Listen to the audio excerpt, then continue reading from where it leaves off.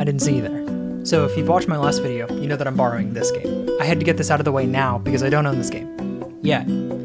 But rest assured, if you're waiting on a commission, you'll get it. I don't have a lot of time, but I do have a lot to talk about, so let's get right to it. Viticulture was originally released in 2015 by Stonemaier. You already know this is going to be a banger, so hold on tight. This 1 to 6 player game, that's right, it's another automata game, takes roughly 60 to 90 minutes. So what's it about? Well, Mama and Papa Mario have just inherited a very dilapidated vineyard in a Toscano. Your objective is to help them create wine that is coveted all around the flat earth. You can do this by filling out wine orders and getting into the pants of rich people's cellars. You can make white, red, blushes, and sparkling wines in this game. With the money that you get, you can upgrade your cellar or upgrade the structures that help you make your wine. Each turn is split up into summer and winter actions. Each year, consisting mainly of summer and winter actions, you can improve your winery, improve the condition of your fields, plant grapes, harvest them, turn them into wine, and then sell them. Most of your points come from filling out these wine orders, but you can get some other miscellaneous points here and there. The game ends after the round where the first person gets 20 with a max of 25 points available. If when the game ends, there's a tie at the end of the year, then it goes to whoever has the most points in their wine cellar, meaning whoever has the better quality wine gets more points. And if that's tied, then you go and find out whoever has the best quality grapes. And if that somehow ties, then you move on to vines. To afford all of this stuff, you can make your money quickly by giving tours, having special guests visit, and there's a separate tracker that increases every single time you fill out a wine order that gives you a reward for money at the beginning of every year.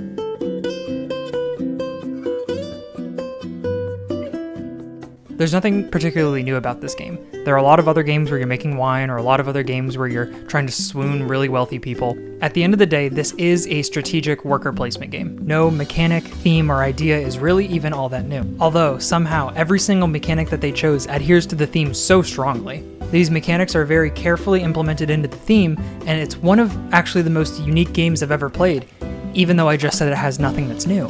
My point is that every single mechanic and aspect of this game is very intentional. It works with the theme so well and it doesn't skip a beat. This is such that if you find out that you do like it, it'll easily become one of your favorites. I would argue that most people would like it because it pulls all of these very general mechanics from a bunch of other popular games.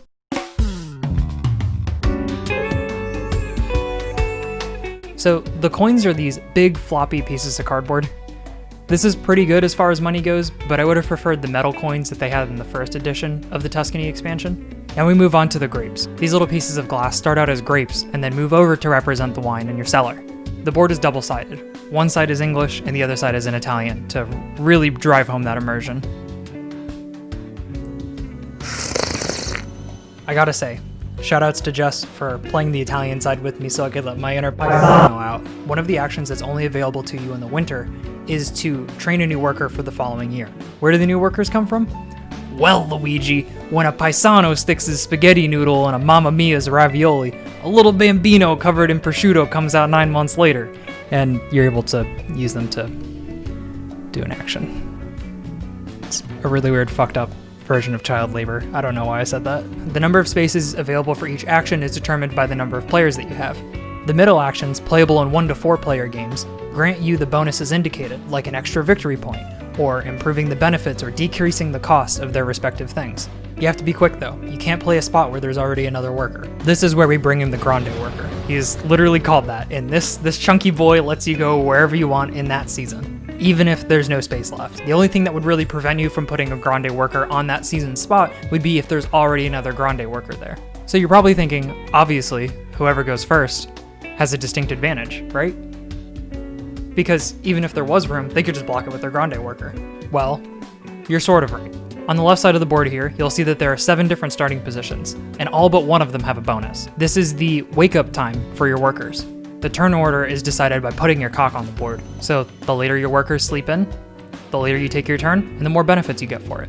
The best one is where you get a temporary worker for that year. So you can choose to go first if you really want to, but if you go later, there's a lot of good benefits, that some of which you probably don't want to pass up, even if it means you don't get to do the action that you want to do that turn. This is really game changing, and I think this is something that actually brings the entire game together for me. So the options for all of the turns are, you get no benefits but you get to go first, and then in descending order, you can pick up vines to plant, a visitor card for each season, wine orders, money, victory points, and even another worker. Half of these actions you also wouldn't even be able to take without taking those perks.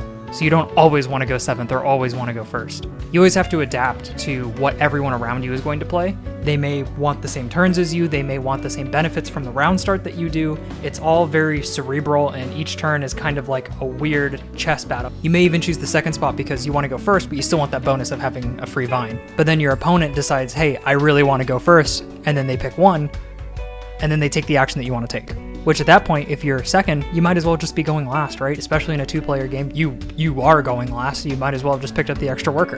The thought, strategy, and adaptation of the turn order mechanics just really sells this for me. That, and there's nothing better than putting your cock on the table. The worst aspect is probably how small the cards are. For reference, these are about the same size as Ticket to Ride's cards. If there's anything that we learned from the later editions of Ticket to Ride, we know that size matters. Bigger cards are just better in every capacity.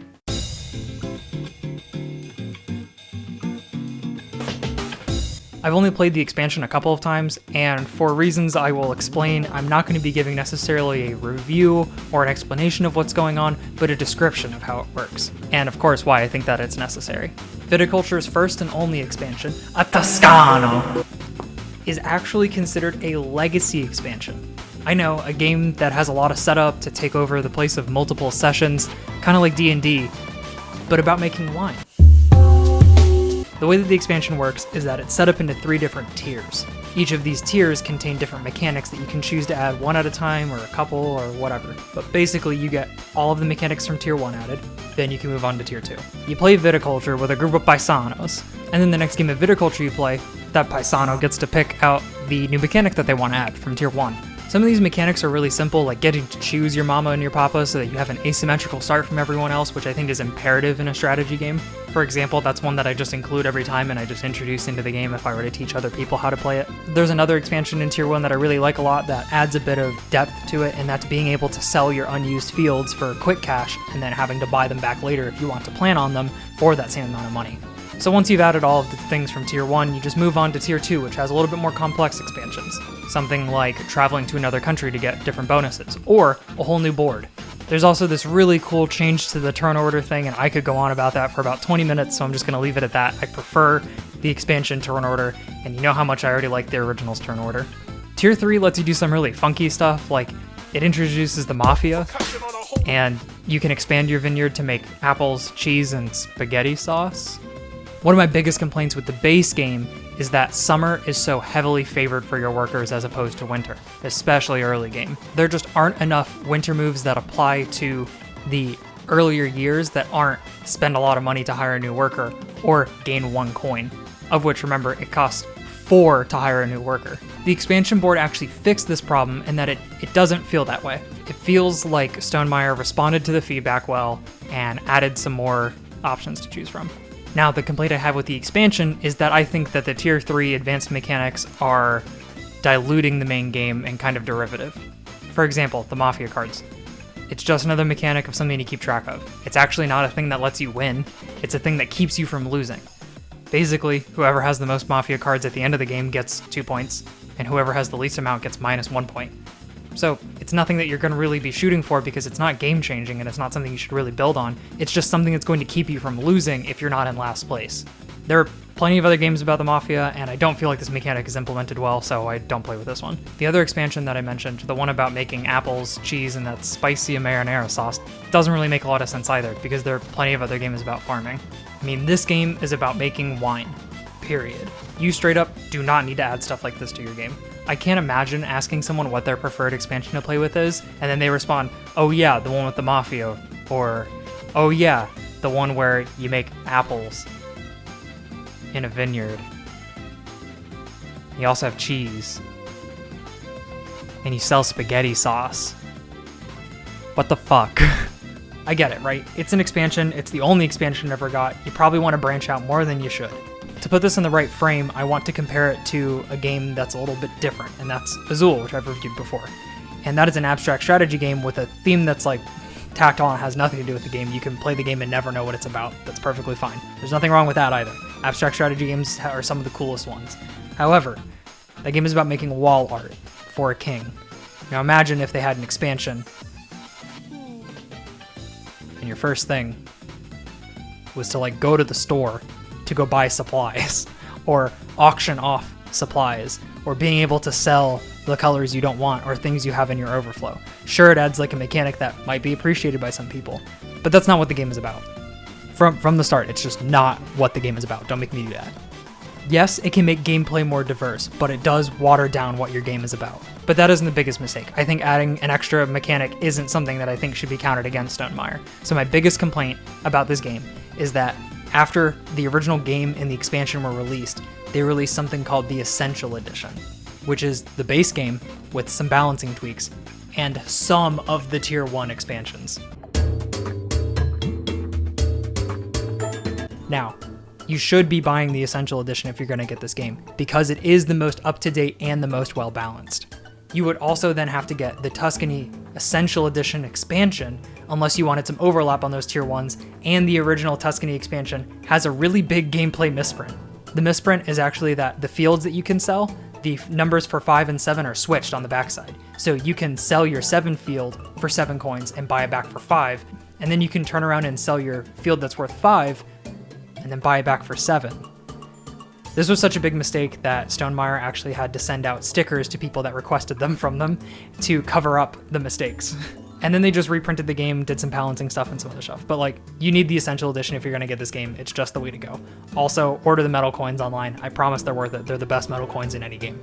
If you really wanted some of the Tier 1 expansions in the base game, what I would do is just make the Essential Edition actual Viticulture with the entirety of the Tuscany expansion in it, and then use that momentum to announce another expansion if you were going to do that. I just think that the way that Stonemaier went about this was really odd and also kind of annoying, because I constantly have to check every single copy that I'm looking at getting to see whether it's the Essential Edition or not, because you can't mix match the two. Anyways, that's just me being really nitpicky. The Essential Edition is the one you can pretty much find everywhere. Just make sure you're getting the right one. I was just getting in some final thoughts before we go into the drink pairing, and you'll never believe what I'm going to recommend for this video.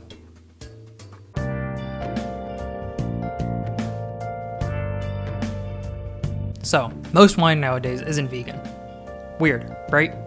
Well, it wasn't always like that, and it's not for some weird reason like bugs being mashed in a specific dye like Red 4 that's used in lipstick and food. You see, a long time ago, when shipping was even more of a hassle, winemakers would use cow milk to keep it from souring while shipping. Some vineyards and breweries even had their own cattle and their pastures and pasteurizing equipment all on site for this. Well, we're not in the 1860s anymore, and we definitely know how to make and ship wine a lot more safely by the boatful. So why is it still used? Well, milk can be used to simulate age. Granted, this isn't as egregious as the Austrian wine poisoning when winemakers use diethyl glycol to poison their wines. Yes, that's right, they put some weird chemical with a really weird name into wine knowing that it would harm consumers in large quantities. And like, not even the long run stuff where like plausible deniability kicks in, like cancer down the road, but I mean like literally poison. It was poisoning people and putting them in the hospital and killing them. You see, Austria was so far behind in the winemaking process, but when it modernized, they were able to make a lot of wine really cheap, really quickly. It's weird that this particular poison, diethyl glycol, made the wine taste like the more expensive German counterparts. When this was unveiled in the 1980s, capitalism really showed its teeth. Poisoning your consumers in the short term to pressure German winemakers is ridiculous. All they wanted to do was make wine cheaper than Germany, and Germany didn't know how they were doing it, and it turns out that they were just poisoning people. What's worse is that even some of the German winemakers were getting caught in this because they were ordering the Austrian cheap wine to mix with their own to produce more wine. Can you believe that? They were making their own wine and then mixing it with poison wine to then sell to people for a cheaper price. Now, when the poison control started cracking down on these winemakers for poisoning their citizens, the Austrian winemakers kind of did a big oopsie by dumping all of their wine into the sewers. The diethyl glycol in the wine caused the bacteria colonies in the water treatment plants to bloom and then collapse. These colonies were completely gone, which now made the water unsafe to drink. So this was in 1985 when this happened. So why haven't you heard about it? Well, that's because they took all this to court. Winemaker lawyers tried to make the best deal they possibly could, like advertising that they were selling poison wine and calling it poison wine, or indicating somewhere on the label that it contained diethyl glycol, to get away with this.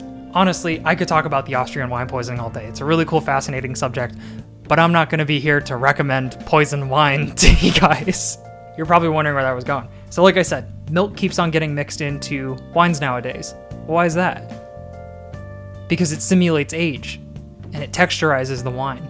All wineries do nowadays is filter it through milk filters to make it seem like it's aged. But unlike Germany and Austria and the wine poisoning events, this was adopted by almost every single winemaker in the world. So now nearly none of the wine in the world is vegan, all because of some cheap asses, and the wine didn't get any cheaper. Now, whether you avoid dairy for health reasons, since it's known to cause cancer and lifelong digestion issues and even bone disease, or you avoid dairy for ethical reasons, you should definitely be avoiding wine that has milk in it. You just shouldn't be consuming things that are made by people that cut corners.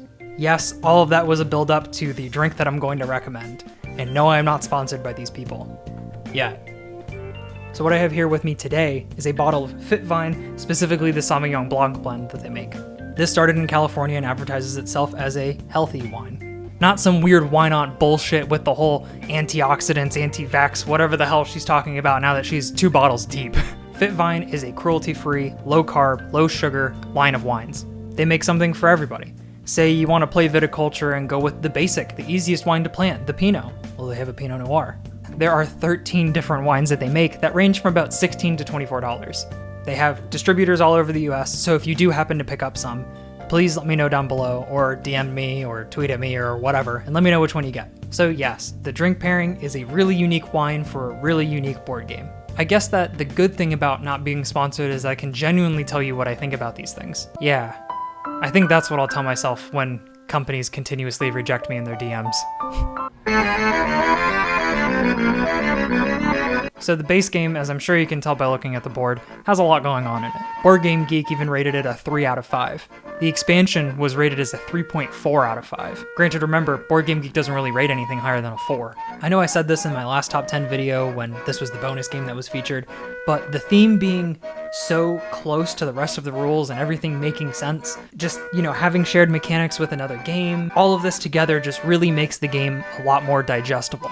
With the seasons and the different years, you can split up explaining what the rules are. And the natural progression of planting a vine to turning it into grapes, to turning that into wine, to turning around and selling the wine, to doing it all over again, works.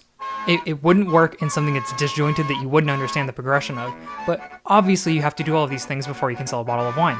So that makes sense, and it makes the game easier. Difficulty-wise, paired with the expansion, I'm going to give Viticulture a 3.25 out of 5. Now, that's the same rating that I gave Scythe. I think that this is something to be wary of. Granted, I did just watch the Watch It Played video on how to play Viticulture while blasted on a Friday night, and I understood it, so maybe it's not that hard. But it's still kind of difficult. If you aren't really into board games all that much, this probably isn't for you just because of the sheer learning curve, but if you are gonna take the time to play it, it is a banger of a game. Nothing is obtuse or inherently hard or, just is weird for some reason. You're like, oh, why does that rule exist? Well, it's a game balancing thing. It doesn't have to fit on theme. There's none of that, right? It's just, there are a lot of rules, but they're all just broken down into really easily digestible bits, and you can choose when to explain things. You don't have to explain the whole game and then start your first turn, or set it up and explain everything and then go into it. Or at the end of the game, changing the rules on somebody and saying oh, well, you actually have this, so that doesn't count as any points. There's none of that.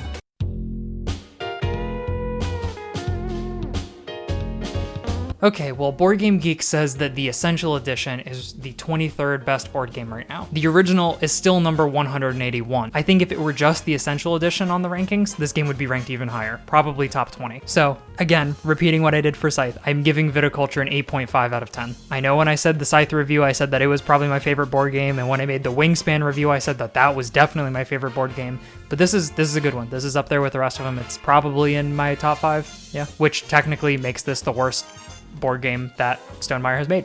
So I guess the title's true. It's not clickbait. You can't, don't get in the comments and tell me this is clickbait. It's a good game. It's a wonderful game. It's just, it's on par with Scythe, and it's not as good as Wingspan. So it's arguably Stonemaier's worst game. There. You happy? It really is that good though. Don't get me wrong. Some of the tier 3 expansions are completely useless and definitely overdone, and I think that's kind of what kills it for me on the expansion. There are some other things like in the base game, waiting for specific card draws or just not getting the right wine order to satisfy the kind of grapes that you've gotten. So then you have to change up the order of, well, I need to get the wine cards first so that I can go get the vines, and then hope that I pick up the right vine cards so that I can plant them. Maybe even pick up a visitor card or two so I can kind of, accelerate that process or sell other stuff that I don't need. It's fine. All of this, again, was pretty much corrected in the Essential Edition, especially the Tuscany expansion with some of the add-on mechanics. But it's just, It's just there. Definitely kind of like Scythe. There's something missing from the base gameplay that keeps it from being like my favorite board game. Those are all of my main complaints and only a fraction of the Vatican gospel praises I can sing of this absolute masterpiece. This is an extremely well-made game and definitely well-polished, and I cannot wait to add it to my collection permanently. Again, I'd like to apologize to the people that are waiting for a commission. I promise it'll get done one at a time. If you have a commission now, you have a good chance of seeing it on this channel by the end of this year. If you want to get in line to eventually have a board game reviewed by me, you can check out my Ko-fi down in the description, commission me. And if you want to see what board games I have available that I can review, you can just check my Board Game Geek account, which will also be in the description. There's also a board game text channel in my Discord server. A lot of beans in the server recently got Wingspan, the digital version, on Steam for 20% off. So if you want to join us, then I hope to see you there. The digital version of Wingspan along with Tabletop Simulator has made me really happy that after, like 9 months, I can finally play some of my favorite games with my friends. Let me thank all of the Ko-fi contributors. As usual, you will get your name in the outro, and you do make these videos possible. You are very much appreciated. So my comment question for the video is, what is your favorite wine? For me, it was actually while I was traveling through Europe back in like 2016, and I bought a bottle of wine off of a street vendor, and it was just called Tokai. It's spelled Tokaji, but it's pronounced Tokai, and I was embarrassed when I mispronounced it in front of someone later on. But yeah, I remember smuggling this in my suitcase and getting it back into the States, and then I shared it with Jess when I got back. And it's a really sweet dessert wine, and I still remember exactly how it tastes nearly 4 years later. Anyways, thanks, and I'll see you guys in the comments section.